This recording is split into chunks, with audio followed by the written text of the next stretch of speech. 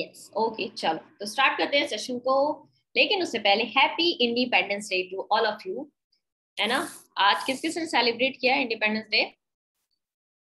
किसने नहीं किया होगा, सब घर पे है। स्कूल में होते तो सेलिब्रेट होता, झंडा फहराते, बाकी चीजें भी करते है ना। हाँ, तो आज तो किसी ने किया ही नहीं होगा। हमारी तो कॉलोनी में भी हो रहा है, यहीं पर सेलिब्रेट कर रहे हैं। चलो, सेलिब्रेट तो होता रहेगा, हर साल स्कूल में करते थे। स्कूल की ये सारी चीजें होती है जो अच्छी लगती है, मतलब लाइक कि हाँ होना चाहिए ऐसा कुछ एक प्रोग्राम भी। चलो, तो हम अपना चैप्टर स्टार्ट कर लेते हैं। ये चैप्टर हमें आज खत्म करना है ना। लास्ट का टॉपिक बचा हुआ है, दो टॉपिक बचे हुए हैं। एक तो फैक्टर्स जो एंजाइम की एक्टिविटी पर इफेक्ट डालते हैं, एंड सेकंड वन इसके अंदर आएगा आपको क्लासेस जो है हमारे एंजाइम्स की, मल्टीपल क्लासेस है उसके बारे में पढ़ने वाले हैं। ये दो टॉपिक होने के बाद चैप्टर हमारा फिनिश हो जाएगा। इसके बाद हम न्यू चैप्टर से नए वीक में स्टार्ट करेंगे। लेकिन अगर इससे पहले कुछ डाउट्स हो या फिर मैंने ऐसा है कुछ क्वेश्चन दिया हो तो राइट अनन्या, चैप्टर से आजादी मिल जाएगी तुम्हें, बायोमोलिक्यूल चैप्टर से मिल जाएगी आजादी। हाँ, आजादी की लड़ाई लड़ रहे हो सबके सब। मैं तो बोल रही थी कल भी, कल सेशन हुआ था बच्चों को, जब हमारा सेशन था उसमें बोली थी मैंने कहा अभी आजादी की लड़ाइयाँ लड़ेंगे। कहाँ लड़ेंगे? घर वालों से लड़ेंगे, क्योंकि घर में ही रह रखे हैं, अब तो बाहर जानते हैं कहीं भी। तो घर वालों से लड़ेंगे नहीं, हमें जाने दो बाहर, हमें ये करना है वो करना है। क्रांतिकारी बन जाओ आज पूरे, है ना। और कोई पूछे या घर वाला पूछे तो बोल देना इंडिपेंडेंस डे सेलिब्रेट कर रहे हैं। चलो, तो एक बार रिकैप ले लेते हैं बेटा लास्ट क्लास का, देन उसके बाद कंटिन्यू करेंगे। तो एंजाइम्स के बारे में हमने पढ़ा था। एंजाइम जो होते हैं बेसिकली, सबसे पहले बर्शन आपके साइंटिस्ट ने इसको आइसोलेट किया था, और जाइमेज एंजाइम को आइसोलेट किया था ईस्ट सेल के अंदर से। इसके अलावा जितने एंजाइम्स होते हैं वो सारे प्रोटीन्स होते हैं नेचर में। मोस्ट ऑफ द आपके कुछ कुछ ऐसे भी जेनेटिक मटेरियल होते हैं जो बेसिकली क्या करते हैं, न्यूक्लिक एसिड की तरह, न्यूक्लिक एसिड एंजाइम्स की तरह बिहेव करते हैं, उसको हम बोलते हैं राइबोसाइट। नेक्स्ट, इसके बाद हमने देखा one can depict an enzyme as line diagram, मतलब सीधे सीधे लाइन डायग्राम बना के आप बता सकते हो कि दिस इज द एंजाइम। लेकिन एंजाइम्स की मल्टीपल स्ट्रक्चर्स भी हो सकती हैं, यानी कि प्रोटीन आपके मल्टीपल स्ट्रक्चर्स में प्रेजेंट थे। प्राइमरी प्रोटीन भी था, सेकेंडरी था, टर्शरी था। सेकेंडरी में भी हमारे दो टाइप थे, अल्फा और हमारा बीटा वाला। इसके अलावा जो हमारी क्वाटनरी स्ट्रक्चर्स होती है उसमें भी हमारे प्रोटीन्स प्रेजेंट थे। तो डेफिनेटली जब एंजाइम हमारे सारे प्रोटीन है नेचर में, तो एंजाइम की भी ऐसी मल्टीपल स्ट्रक्चर्स आपको दिखाई दे सकती हैं। इसके अलावा इनऑर्गेनिक कैटलिस्ट भी होते हैं जो ज्यादा एफिशिएंटली वर्क करते हैं। जो नॉर्मल एंजाइम्स होते हैं इनको बोला जाता है बेटा बायो कैटलिस्ट। बायो कैटलिस्ट, ये बायो जो कैटलिस्ट होते हैं ये एक स्पेसिफिक कंडीशंस में ही काम करते हैं। अगर टेम्परेचर को डाउन कर दिया या टेम्परेचर को बढ़ा दिया तो ये डिस्ट्रॉय हो जाते हैं, राइट। लेकिन वहीं पर जो इनऑर्गेनिक कैटलिस्ट होते हैं ये ज्यादा एफिशिएंटली काम करते हैं, लाइक जिसमें मेटल्स प्रेजेंट रहती हैं। ये ऐसे एंजाइम्स हमारे ऐसे कैटलिस्ट है जो आपके एडवर्स सिचुएशंस जो होती है, लाइक हाई सैलिनिटी कंडीशंस या फिर हाई टेम्परेचर, उस टेम्परेचर में भी ये काम कर सकती है। इसके अलावा थर्मल स्टेबिलिटी बहुत इंपॉर्टेंट क्वालिटी होती है किसी भी एंजाइम की वर्किंग प्रोसेस का, जैसे कि आज हम देखने वाले हैं। ये हमने स्ट्रक्चर्स देखी थी यहाँ पर एंजाइम की स्ट्रक्चर। देन हमने देखा कि एंजाइम जो होते हैं अपने सबस्ट्रेट को लेके और अपनी रिएक्शन को लेके बहुत स्पेसिफिक होते हैं, राइट। इसके अलावा हमने देखा कि किसी भी रिएक्शन में क्या है कि एंजाइम की रिक्वायरमेंट क्या होती है, बहुत ही कम अमाउंट में, बहुत ही स्मॉल अमाउंट में जरूरत होती है इसकी रिएक्शन को कैटलाइज करने के लिए, क्योंकि यहाँ पर ही क्या करता है, सिर्फ रिएक्शन के रेट को इंक्रीज कर सकता है, राइट। और कल भी हमने देखा था सबसे फास्टेस्ट एंजाइम हमारी बॉडी का है कार्बोनिक एनहाइड्रेस, और उस कार्बोनिक एनहाइड्रेस की टर्न ओवर वैल्यू भी हमने देखी थी जो थी 360 लाख पर मिनट, राइट। इसके अलावा कैटालिटिक पावर दो चीज पे डिपेंड करती है, टर्न ओवर वैल्यू और इसकी केएम कांस्टेंट पर। टर्न ओवर वैल्यू होती है कि एक पर्टिकुलर टाइम पीरियड में कितने मॉलिक्यूल्स सबस्ट्रेट के कन्वर्ट हो रहे हैं प्रोडक्ट के अंदर। यानी कि फॉर एग्जांपल एक मिनट के अंदर अगर 100 मॉलिक्यूल्स सबस्ट्रेट के कन्वर्ट हो रहे हैं प्रोडक्ट में, तो हम इसकी टर्न ओवर वैल्यू बोलेंगे 100, राइट। इसके अलावा कैटालिटिक पावर यहाँ पर डायरेक्टली प्रोपोर्शनल होती है टर्न ओवर वैल्यू के। ये मैं आपको कल एग्जांपल के थ्रू भी बता चुकी हूँ, जैसे मैंने लाइसोजाइम को बताया था उसकी 30 होती है, 30 मॉलिक्यूल्स पर मिनट। इसके अलावा कार्बोनिक एनहाइड्रेट जो फास्टेस्ट होता है उसका मैंने एग्जांपल दिया था। नेक्स्ट, इसके बाद बात करते हैं केएम कांस्टेंट। केएम कांस्टेंट क्या होता है? केएम कांस्टेंट होता है सबस्ट्रेट की वो कंसंट्रेशन जिसमें रेट ऑफ रिएक्शन उसकी मैक्सिमम वेलोसिटी का हाफ हो जाता है, right. Catalytic power inversely proportional होती है Km वैल्यू के। इसके अलावा जब भी एंजाइम यूज में नहीं होता या फिर कुछ एंजाइम ऐसे होते हैं जब उनका यूज नहीं है, पहली चीज तो ये कि जब एंजाइम की रिक्वायरमेंट होती है वो तभी बनता है, लेकिन अगर मान लो पहले है भी थोड़े बहुत अमाउंट में तो वो इनएक्टिव फॉर्म में रहता है। जब उसकी जरूरत होती है तब उसको एक्टिवेट करना पड़ता है और किसी भी एंजाइम की इनएक्टिव स्टेज को जाइमोजन या प्रो एंजाइम यहाँ पर हम बोलते हैं। ये जो ग्राफ दिया हुआ है ये दिया हुआ है रेट ऑफ रिएक्शन के बीच में और सबस्ट्रेट की कंसंट्रेशन के बीच में, और यहीं पर रिप्रेजेंट की हुई है Km velocity, sorry Km value. Km constant जो होता है ये मैक्सिमम वेलोसिटी का हाफ होता है।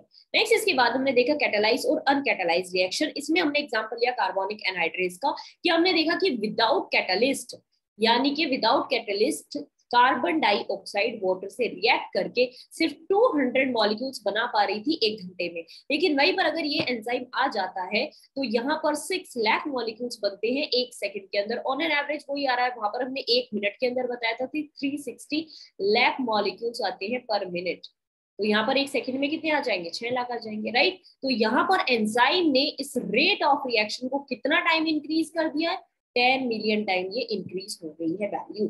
यानी कि एंजाइम के आने की वजह से जो हमारी रिएक्शन है, रेट ऑफ रिएक्शन, वो डेफिनेटली इंक्रीज होता है।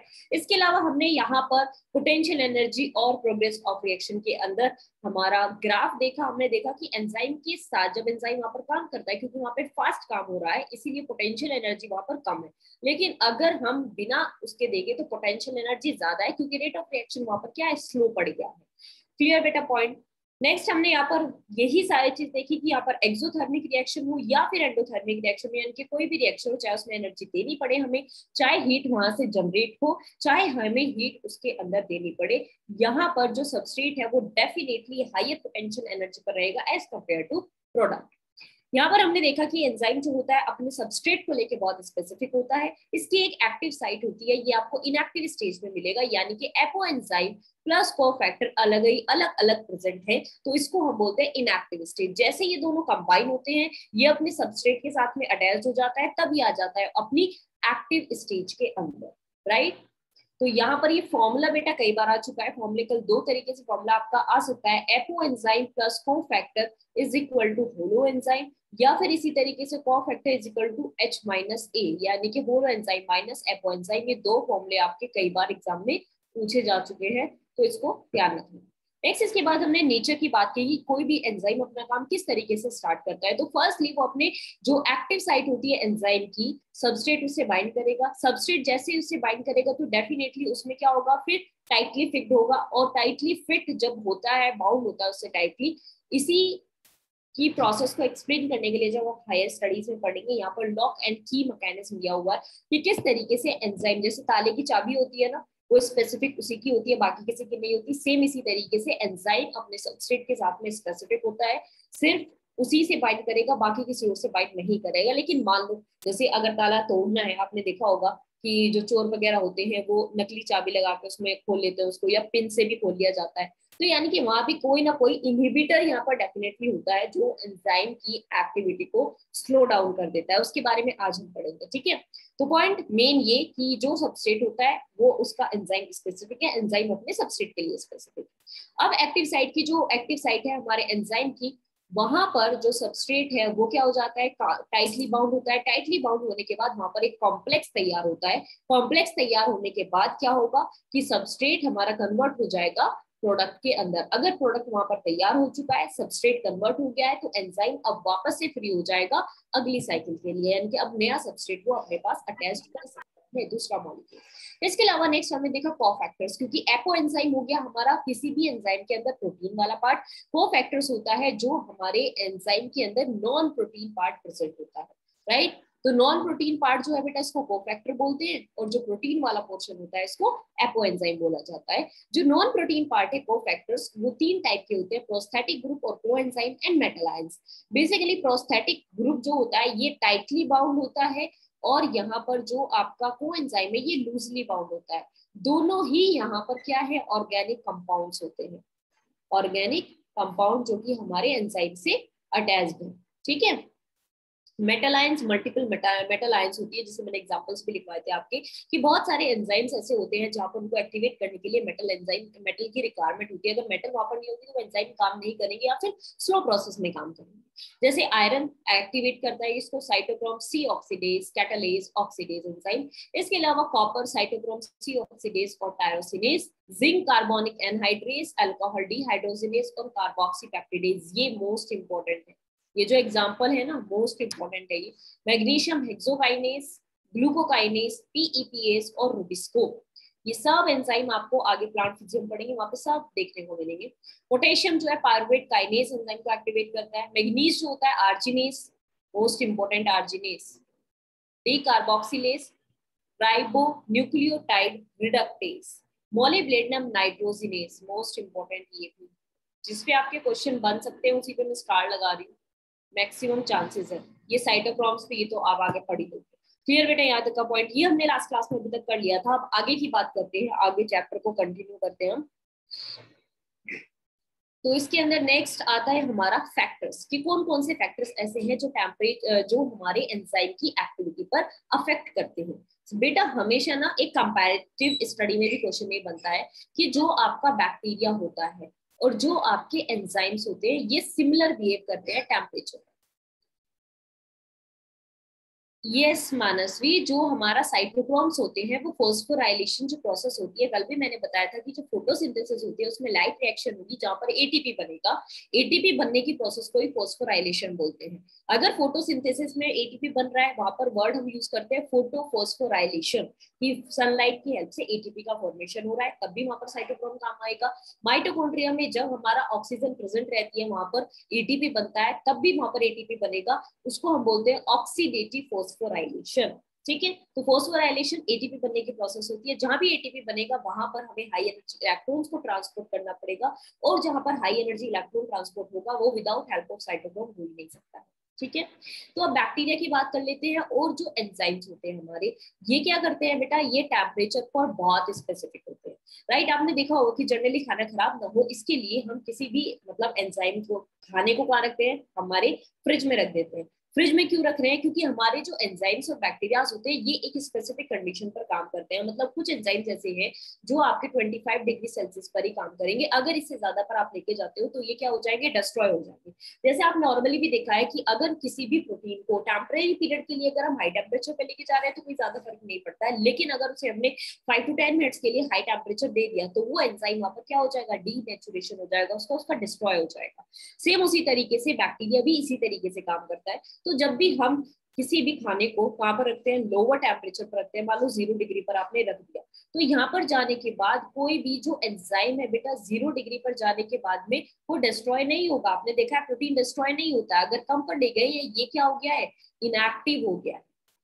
राइट, लेकिन अगर इसी को मैं ले जाती हूँ 60 डिग्री सेल्सियस पर या इससे ज्यादा अबव पर लेके जाती हूँ, तो यहाँ पर आपका जो एंजाइम है ऑल्सो बैक्टीरिया, ये क्या हो जाएगा, कंप्लीटली डिस्ट्रॉय हो जाएगा।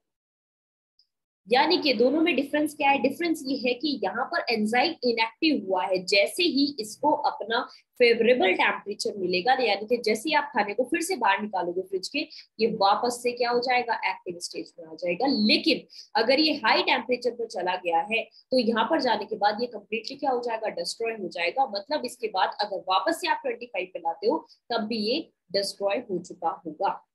क्लियर बेटा पॉइंट। तो यहाँ पर वही बात दी हुई है हमारे फैक्टर्स की, कि कौन कौन से फैक्टर्स ऐसे होते हैं जो एंजाइम की एक्टिविटी पर अफेक्ट डालते हैं। तो सबसे पहले temperature and pH. Enzyme generally function in a narrow range of temperature, बहुत नैरो रेंज। नैरो रेंज मतलब कुछ स्पेसिफिक रेंज ही होती है जहां पर हमारे एंजाइम जो होते हैं वो काम करते हैं, चाहे वो पीएच की हो चाहे वो टेम्परेचर की हो। Each enzyme show its highest activity at a particular temperature और pH is called optimum temperature और optimum pH। मीन्स हर एंजाइम की अपनी एक स्पेसिफिक कंडीशन होती है कि वो उसी टेम्परेचर पर अपनी मोस्टली जो उसकी एक्टिविटी है उसको शो करेगा। बाकी अगर टेम्परेचर चेंज हुआ तो उसकी एक्टिविटी पर इफेक्ट पड़ेगा। अगर टेम्परेचर कम हो गया एक्टिविटी स्लो डाउन हो जाएगी, एक टाइम ऐसा आएगा इनएक्टिव हो जाएगा। टेम्परेचर ज्यादा हुआ तो वो हो जाएगा डीनेचुरेशन उसका एंजाइम्स का। राइट। सेम उसी तरीके से बेटा पीएच होता है, क्योंकि पीएच में भी एसिडिक और एल्केलाइन कंडीशन जो है वो देखी जाती है। लेकिन ध्यान रखना कि यहाँ पर टेम्परेचर और जो पीएच होता है, अगर एनवायरमेंट की कंडीशंस में देखा जाए तो वहां पर जो हमारे बैक्टीरिया होते हैं वो भी सेम इसी चीज पे काम करते हैं। Activity decline both and above the optimum value, यानी कि यहाँ पर जो एक्टिविटी है इसकी वो तो कम होगी ही होगी। जैसे मैंने अभी बताया, अगर 25 डिग्री सेल्सियस पर 25 से 30 डिग्री सेल्सियस के आसपास कोई एंजाइम काम करता है तो इससे आप ऊपर 50-60 पे लेके जाओगे तब भी एक्टिविटी कम होगी, और अगर इसे 0 पे लेके जाओगे तब भी इसकी एक्टिविटी तो कम होगी ही होगी। वही पॉइंट दिया हुआ है, activity decline both below and above the optimum value. अगर ऑप्टिमम वैल्यू मान लो ये है तो डेफिनेटली आपकी जो एक्टिविटी एंजाइम की वो बेटा डिक्लाइन होगी, कम ही होगी उसकी। क्लियर पॉइंट यहाँ तक का।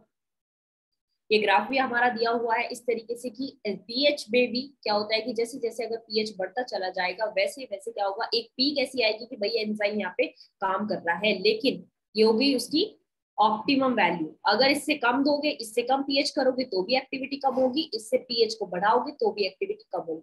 यहाँ पर भी सेम वही चीज है कि मान लो यहाँ पर ऑप्टिमम वैल्यू मैक्सिमम है, मैक्सिमम मान लो कोई बैक्टीरिया काम कर रहा है या एंजाइम काम कर रहा है 25 डिग्री सेल्सियस पर, तो इससे कम टेम्परेचर दोगे तो भी एक्टिविटी डाउन होगी, और अगर ज्यादा टेम्परेचर दोगे तो भी इसकी एक्टिविटी स्लो डाउन पड़ जाएगी। तो ऑप्टिमम रेंज ही अलग अलग एंजाइम्स की अलग अलग हो सकती है। जैसे बहुत सारे एंजाइम्स ऐसे होते हैं बेटा जो आपके हाई डिग्री सेल्सियस में ही रहते हैं, 100 डिग्री सेल्सियस में भी रहते हैं बहुत सारे एंजाइम। थर्मस एक्वेटस TAQ, ये पढ़ोगे आप बाद में। ये बैक्टीरिया होता है, इसके अंदर मिलने वाले जो भी एंजाइम्स है वो सब 100 डिग्री सेल्सियस पे ही काम करते हैं। अगर 100 से कम लाओगे, उनकी ऑप्टिमम वैल्यू 100 ही है, अगर 100 से कम लाओगे तो एक्टिविटी कम होगी उनकी, 100 से ऊपर लेके जाएंगे तो एक्टिविटी उनकी कम होगी। क्लियर बेटा। तो हर एंजाइम की अकॉर्डिंग टू देयर एनवायरमेंट्स उनकी एक्टिविटीज उनकी ऑप्टिमम वैल्यू सबकी अलग अलग होती है। क्लियर यहाँ तक का पॉइंट जल्दी से बताइए, हैंड रेज करो जल्दी से।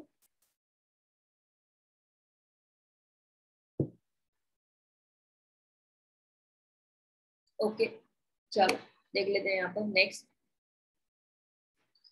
Low temperature preserve the enzymes in a temporary inactive, where high temperature destroy the enzymatic activity because proteins are denatured by the heat. यही पॉइंट मैंने अभी आपसे डिस्कस किया कि अगर उसकी ऑप्टिमम वैल्यू से नीचे टेम्परेचर पर आप लेके जाते हो, बिलो टेम्परेचर लेके जाते हो, तो वहां पर वो आ जाएगा इनएक्टिव स्टेज में। लेकिन वहीं पर अगर उसी एंजाइम को हाई टेम्परेचर पर आप लेके जाते हैं तो वो प्रोटीन क्या हो जाएगा, हीट की वजह से कंप्लीटली डिस्ट्रॉय हो जाएगा, डीनेचर हो जाएगा। इसके अलावा एक और रूल है बेटा Q10 वैल्यू। किसी भी रिएक्शन के अंदर अगर हम 10 डिग्री सेल्सियस टेम्परेचर को इंक्रीज करते हैं तब वहां पर जो वैल्यू है वो आपकी जो रेट ऑफ रिएक्शन है वो क्या हो जाता है, डबल हो जाता है। ये Q10 इसको बोला जाता है। A general thumb rule is that rate doubles or decreases by half for every 10 degrees Celsius change in either direction. किसी भी डायरेक्शन में, केमिस्ट्री में ज्यादा बेटर समझ में आएगा आपको कि किसी भी डायरेक्शन में अगर 10 डिग्री सेल्सियस टेम्परेचर को हम चेंज करते हैं तो रेट ऑफ रिएक्शन या तो डबल हो जाएगा या फिर हाफ क्या हो जाएगा, कम हो जाएगा। राइट और Q10 की जो वैल्यू होती है एंजाइमेटिक एक्टिविटी के लिए 2 होती है। इसका ना एक अलग से पूरा आप बोल सकते हो कि इसका अलग से एक्सपेरिमेंट होता है जिसके थ्रू Q10 की वैल्यू निकाली जाती है, लेकिन कुछ एंजाइम्स वगैरह के लिए ये वैल्यू स्पेसिफिक होती है ना। जैसे एंजाइम्स के लिए Q10 की वैल्यू जो है ये स्पेसिफिक है। ये एनसीईआरटी में बेटा मेंशन नहीं किया हुआ, ये मैंने अलग से यहाँ पर मेंशन किया है क्योंकि इस पर कई बार क्वेश्चन बनाए और ये सेम चीज आएगी आपकी जब हम पढ़ेंगे आपकी फोटोसिंथेसिस डिटेल में, तब भी ये चीज वहां पर आपकी आने वाली है। क्लियर यहाँ तक का पॉइंट। आज बच्चे कम है सेशन में तो मुझे ऐसा लग रहा है बच्चे भी वही मना रहे हैं क्या, इंडिपेंडेंस डे सेलिब्रेट कर रहे हैं क्या बच्चे भी। हाँ चलो कॉपी। नेक्स्ट बात करते हैं। अब बात करते हैं कंसंट्रेशन ऑफ सबस्ट्रेट के बारे में कि अगर हमारे एंजाइम की एक्टिविटी पर कंसंट्रेशन का क्या इफेक्ट पड़ता है। हाँ मुझे भी ऐसे लग रहा है। और एक क्या है कि हमारी कॉलोनी में ना एक स्कूल टीचर है, तो अभी स्कूल तो खुल नहीं रहे हैं 2 साल से, तो जो भी डे होता है लाइक आपका इंडिपेंडेंस डे हो, रिपब्लिक डे हो, जो भी स्कूल्स में सेलिब्रेशंस होते हैं, इवन टीचर्स डे क्यों ना हो, चिल्ड्रंस डे क्यों ना हो, वो सारे डेज सेलिब्रेट करती है और है भी हमारे घर के सामने। तो वो पूरा डेकोरेट वगैरह करना, स्टेज लगाना, और वहां पर बच्चे जितने भी उनके स्कूल के हैं वो उनके पास आते हैं ट्यूशन के लिए। तो फुल स्कूल यहाँ पर उनके घर पे बना हुआ है। अभी सुबह से देशभक्ति के गाने बज रहे हैं, आज तो आंख भी देशभक्ति के गाने सुन के ही हमारी ओपन हुई है कि हाँ चलो, पता चल रहा है कि हाँ इंडिपेंडेंस डे आज है। तो ऐसा ऐसा हो रहा है, तो मुझे भी ऐसे लग रहा है हमारे बच्चे भी आज सेलिब्रेट कर रहे हैं इंडिपेंडेंस डे, आजादी की लड़ाई लड़ रहे हैं। हम पढ़ लेते हैं, हम कहाँ ही जाएंगे। चलो कंसंट्रेशन ऑफ सबस्ट्रेट की बात कर लेते हैं। तो जब भी हम सबस्ट्रेट की कंसंट्रेशन को इंक्रीज करते हैं तो डेफिनेटली जो एंजाइम है, जो हमारी वेलोसिटी है एंजाइमेटिक रिएक्शन की, वो भी क्या होगी, डेफिनेटली इंक्रीज होगी। सबस्ट्रेट जितना बढ़ता जाएगा उतना ही फटाफट से वो कन्वर्ट होता चला जाएगा। The reaction ultimately reaches maximum velocity Vmax which is not exceed by any further rise in concentration of the substrate। यानी कि अगर यहाँ पर आप देखो इस डायग्राम के अंदर, तो यहाँ पर ये बोल रहा है कि यहाँ पर आपका एक्स एक्सिस पर रखा हुआ है बेटा सबस्ट्रेट की कंसंट्रेशन, और यहाँ पर वेलोसिटी, जो रिएक्शन की वेलोसिटी है उसको रखा है। यानी कि धीरे धीरे धीरे धीरे क्या होगा कि रिएक्शन कंटिन्यूअसली सबस्ट्रेट हमारे प्रोडक्ट में कन्वर्ट होता चला जाएगा। लेकिन जैसे जैसे हम सबस्ट्रेट की कंसंट्रेशन को बढ़ाते जा रहे हैं, वैसे वैसे एक टाइम ऐसा आएगा कि ये अपनी मैक्सिमम वेलोसिटी तक चला जाएगा और उसके बाद ये कन्वर्ट होना बंद हो जाएगा, राइट। क्योंकि होता है ना ऐसा कि जब भी आप कंटिन्यूअसली वहां पर कोई रिएक्शन चल रही है तो एक पॉइंट ऐसा होता है जिसको हम सैचुरेशन पॉइंट बोलते हैं। वो पॉइंट आने के बाद क्या होता है कि वहां पर रिएक्शन का रेट क्या होता है, स्लो डाउन पड़ जाता है। तो यहाँ पर भी सबस्ट्रेट की कंसंट्रेशन आप कंटिन्यूअसली इंक्रीज कर रहे हैं तो स्टार्टिंग में तो क्या होगा कि फटाफट से उसकी वेलोसिटी भी बढ़ती चली जाएगी। लेकिन अगर एक बार उसने अपनी मैक्सिमम वेलोसिटी को गेन कर लिया है तो उसके बाद क्या,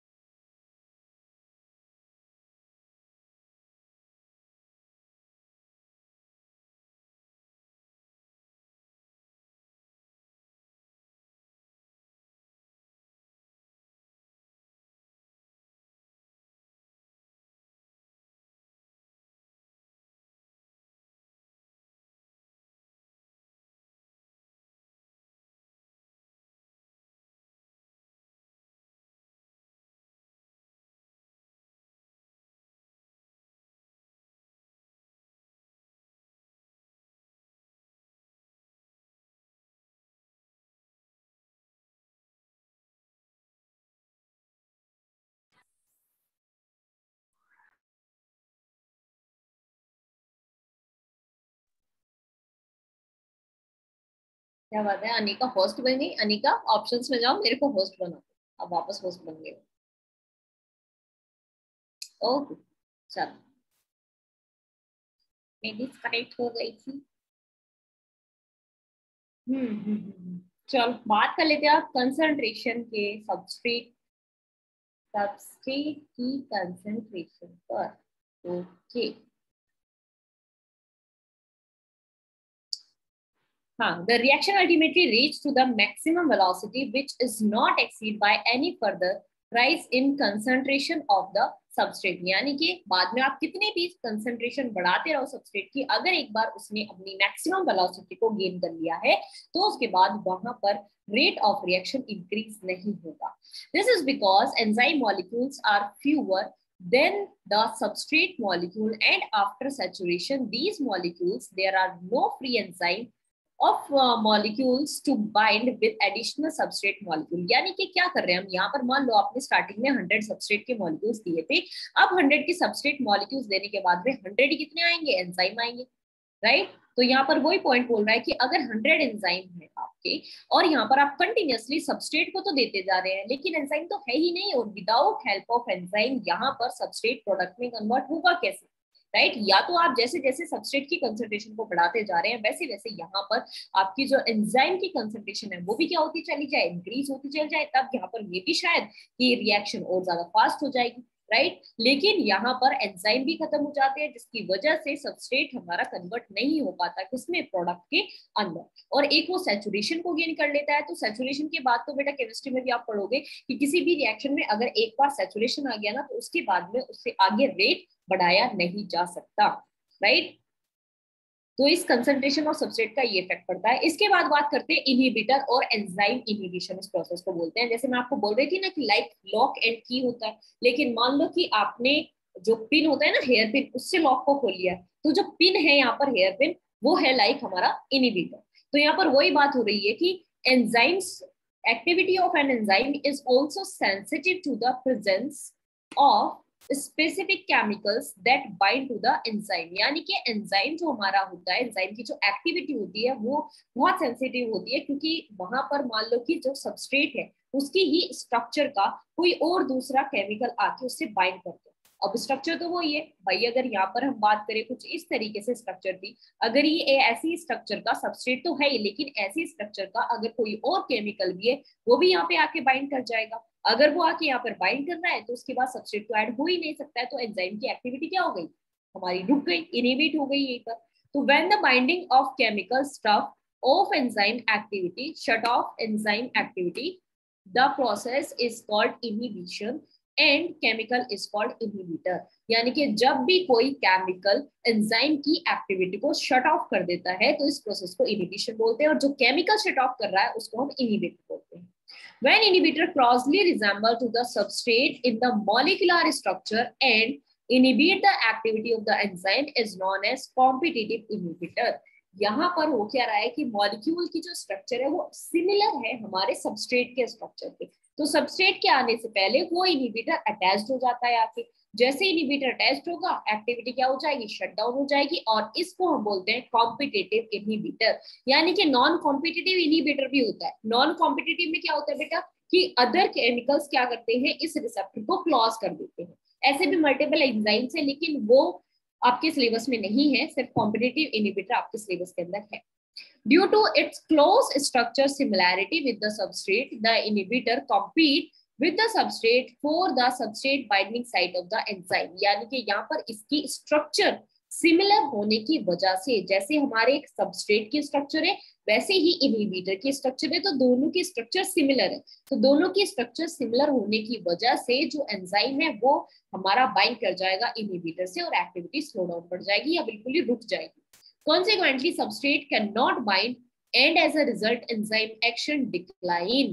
Inhibitor example है बेटा सक्सिनिक डिहाइड्रोजिनेज, ये बहुत बार आपका पूछा जा चुका है एग्जाम में, बहुत बार पूछा जा चुका है। Succinic dehydrogenase enzyme most important enzyme होता है, या पढ़ोगे जब हम फोस्फोराइलेशन पढ़ेंगे। फोस्फोराइलेशन के अंदर आपने देखा होगा NADPH2 बनता है, देखा है बेटा, NADPH2 का नाम सुना है। NADPH2 का जो फॉर्मेशन होता है वो सक्सिनिक डिहाइड्रोजिनेज की वजह से ही होता है, राइट। तो यहाँ पर succinic dehydrogenase by malonate which closely resemble to the substrate succinate in the structure। यानी कि मेलोनेट जो हमारा सबस्ट्रेट सक्सीनिक डिहाइड्रोजिनेज जो एंजाइम होता है वो उसकी स्ट्रक्चर मैलोनेट से क्या करती है, मैच करती है, जिसकी वजह से वो वहां पर आकर अटैच हो जाता है और हमारी एक्टिविटी स्लो डाउन पड़ जाती है। क्लियर बेटा पॉइंट?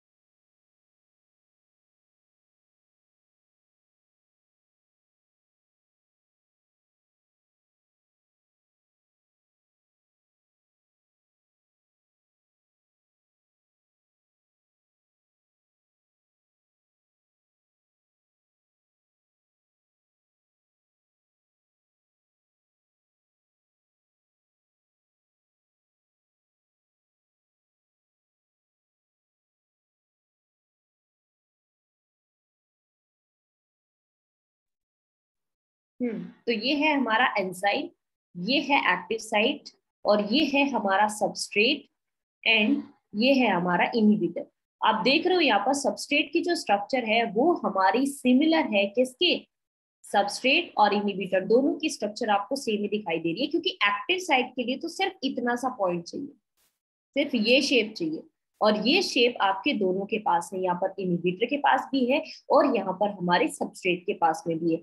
तो एंजाइम की एक्टिव साइट से तो कोई सा भी बाइंड कर जाए, अगर इनहिबिटर बाइंड कर जाता है तो एंजाइम की एक्टिविटी जो होगी वो बंद हो जाएगी, और अगर यहाँ पर सबस्ट्रेट सबस्ट्रेट हमारा बाइंड हो जाता है आके, तो यहाँ पर ये किस में कन्वर्ट हो जाएगा, प्रोडक्ट में कन्वर्ट हो जाएगा, एक्टिविटी नॉर्मल चलती रहेगी। This is called competitive inhibition. Clear बेटा पॉइंट?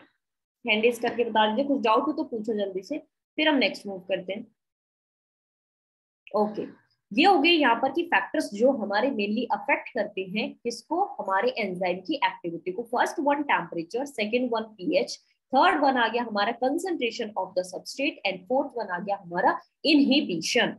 नेक्स्ट बात करते हैं हम classification and nomenclature of enzymes. यहाँ पर हमारे 1000 ऑफ एंजाइम्स ऐसे हैं जो आज के टाइम में डिस्कवर्ड हो चुके हैं एंड आइसोलेट भी हो चुके हैं, उनके बारे में स्टडी भी की जा चुकी है। Most of the enzyme have been classified into different groups based on the type of reaction they catalyse, यानी कि किस तरीके की वो रिएक्शंस करते हैं उसके बेसिस पर उनको अलग अलग ग्रुप में डाल दिया गया है। एंजाइम की टोटल 6 क्लासेस होती हैं, वो 6 की 6 क्लासेस आज हम पढ़ने वाले हैं, with each with 4 to 13 subclasses and name accordingly by 4 digit numbers. यानी कि यहाँ पर एंजाइम को टोटल 6 क्लास में डिवाइड किया गया है। उसके बाद क्लास के अंदर सब क्लासेस आती है, सब क्लासेस में नंबर्स वहां पर दिए जाते हैं, लेकिन हमें 6 क्लास आज मेनली यहाँ पर पढ़ने वाले हैं। सब क्लासेस बेटा इतना ज्यादा हमारा सिलेबस में डिटेल में नहीं है कि हम सब क्लास के बारे में पढ़े और उसकी डिजिट के बारे में भी पढ़े, तो हम मेनली 6 क्लासेस जो है एंजाइम की हमारे सिलेबस के अकॉर्डिंगली वो यहाँ पर पढ़ने वाले हैं।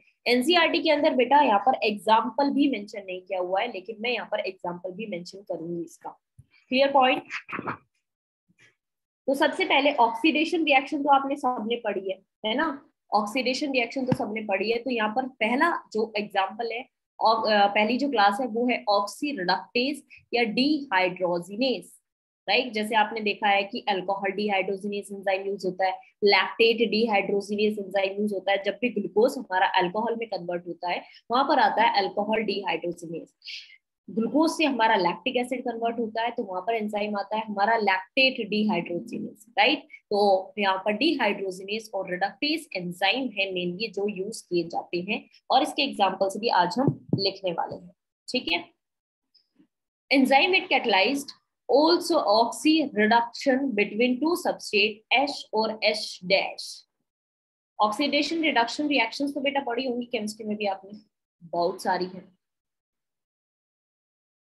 उसी की बात कर लेते हैं। Enzymes which catalyse oxido reduction between two substrate, जैसे सिंपल आपने देखा होगा CO2 प्लस H2O से बना यहाँ पर C6H12O6 प्लस O2। यहाँ पर जो CO2 है इसका हुआ है बेटा रिडक्शन, और यहाँ पर जो वाटर है इसका हुआ है ऑक्सीडेशन। तो ये जो रिएक्शन आपको दिखाई दे रही है ये भी हमारी एक oxo oxidation reduction reactions, right. तो यहाँ पर जो एंजाइम्स यूज किए जाते हैं उनको डिहाइड्रोजिनेसिस एंजाइम बोला जाता है। Clear point. जैसे एग्जांपल में भी यहाँ पर दे रखा है, एस यहाँ पर रिड्यूस हुआ है, CO2 जैसे मैंने एग्जांपल लिया था, एस डैश यहाँ पर क्या हुआ है, ऑक्सीडाइज हुआ है। क्लियर पॉइंट यहाँ तक का। और इसमें आपके एंजाइम सारे आ जाएंगे, एग्जांपल्स में लिख लीजिए, एनसीईआरटी में एग्जांपल मेंशन नहीं किया हुआ है। साइटोक्रोम सबसे पहले तो, क्योंकि साइटोक्रोम में आपने देखा है cytochrome oxidase enzyme, c oxidase enzyme में क्या होता है कि वहां पर आयरन और कॉपर इलेक्ट्रॉन्स को लेते हैं, इलेक्ट्रॉन्स को आगे ट्रांसफर कर देते हैं, तो वहां भी तो ऑक्सीडेशन रिडक्शन हो रहा है ना। साइटोक्रोम सी ऑक्सीडेज और डिहाइड्रोजिनेज एंजाइम तो आएगा ही आएगा, राइट। क्लियर बेटा, फर्स्ट क्लास क्लियर है सबको? एक बार हैंड रेज कर दीजिए जल्दी से। क्लियर है सबको? हैंड रेज नहीं किया अभी तक? ओके चलो सेकंड बात करते हैं। सेकंड आता है यहाँ पर ट्रांसफरेज, यानी कि एक जगह से ग्रुप को उठा के दूसरी जगह ग्रुप को ट्रांसफर कर दिया जाता है। इस तरीके की जो रिएक्शन परफॉर्म हो रही है उस रिएक्शन को हम बोलते हैं यहाँ पर ट्रांसफरेज। जैसे enzyme catalysed a transfer of group, यहाँ पर सबस्ट्रेट इसके साथ में एस के साथ में जुड़ता, यहाँ पे जो प्रोडक्ट बनेगा एस के साथ में, यानी कि इसमें आपका एंजाइम आ जाएगा हेक्सोकाइनेज। जैसे कल भी लिखवाया था मैंने, हेक्सोकाइनेज। हेक्सोकाइनेज एंजाइम होता है बेटा जब हम ग्लूकोज 6 फॉस्फेट से फ्रक्टोज 6 फॉस्फेट यहाँ पर तैयार होते हैं। चलिए बेटा, ऑडियो क्लियर नहीं है क्या?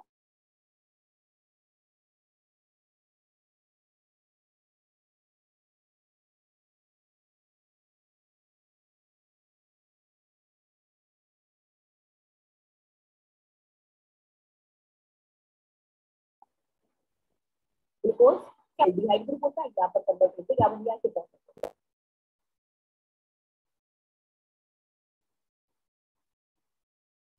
आज क्या करें, हमारी जो इलेक्ट्रिसिटी है ना बेटा, वो भी इंडिपेंडेंस डे सेलिब्रेट कर रही है, उसको भी आजादी चाहिए। वो भी कह रही है कि नहीं मैं भी नहीं आऊंगी। 1 सेकेंड।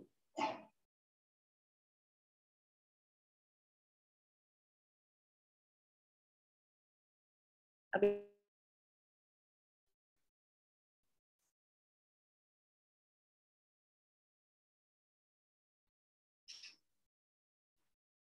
अभी ठीक है, अभी ठीक है। तो यहाँ पर हमारा ट्रांसफरेज एंजाइम कब यूज किया जाता है बेटा? Enzyme catalyse a transfer of group G other than hydrogen, hydrogen के अलावा ग्रुप को ट्रांसफर किया जाता है बिटवीन सबस्ट्रेट जो है हमारे दो सबस्ट्रेट, एस से उठा के एस डैश को यहाँ पर कन्वर्ट कर दिया, तो वहां पर एंजाइम आ जाएगा हमारा इस तरीके का। नेक्स्ट इसके बाद बात करते हैं, नहीं sorry, hexokinase, sorry sorry sorry, hexokinase में हो जाएगा ग्लूकोज कन्वर्ट हो रहा है ग्लूकोज 6 फॉस्फेट में।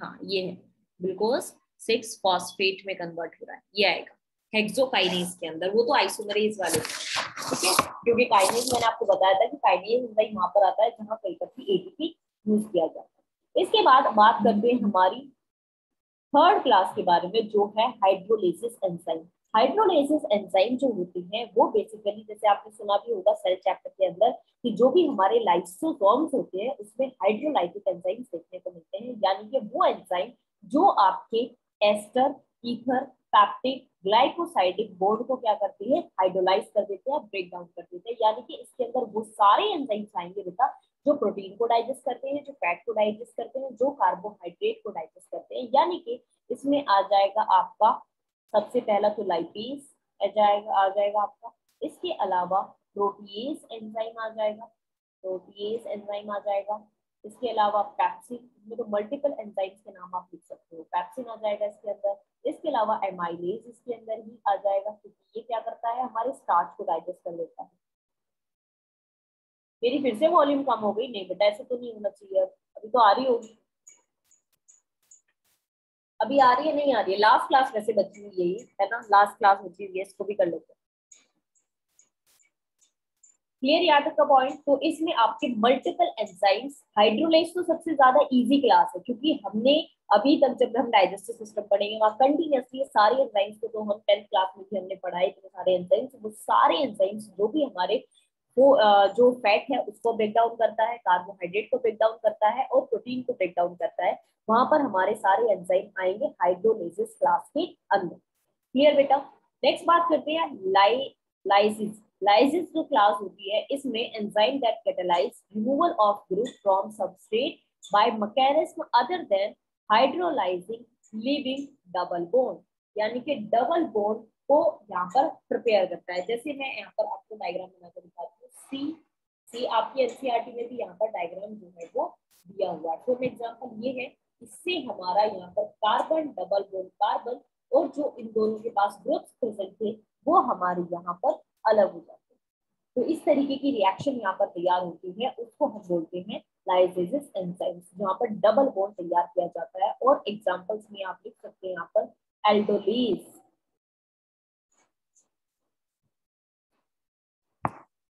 Aldolase enzyme. ये एल्डोलेज एंजाइम भी पढ़ेंगे हम जब हम देखेंगे हमारा ग्लाइकोलाइसिस प्रोसेस, वहां भी एल्डोलेसिस एंजाइम का यूज किया जाता है। सिर्फ डबल बॉन्ड तैयार कर देता है, ग्रुप जो है वो भी सेपरेट हो जाता है, ग्रुप अलग हो जाता है। क्लियर बेटा यहाँ तक का पॉइंट। एनसीईआरटी में एग्जांपल्स नहीं दिए हुए हैं, तो आप एग्जांपल्स को डेफिनेटली नोट डाउन कर लीजिए कि एग्जांपल्स को आपसे कभी पूछ लिए जाते हैं। चले आगे बात करें। नेक्स्ट आता है आइसोमरेज। ये आप जब ऑर्गेनिक केमिस्ट्री पढ़ोगे तब वहां पर सबसे पहले ही चैप्टर आता है आइसोमेरिज्म। आइसोमेरिज्म में क्या होता है कि यहाँ पर आपके जो पोजीशन है वो चेंज हो जाती है, ग्रुप की पोजीशन चेंज होने की वजह से क्या होता है कि वो एक दूसरे के आइसोमेरिज्म होते हैं।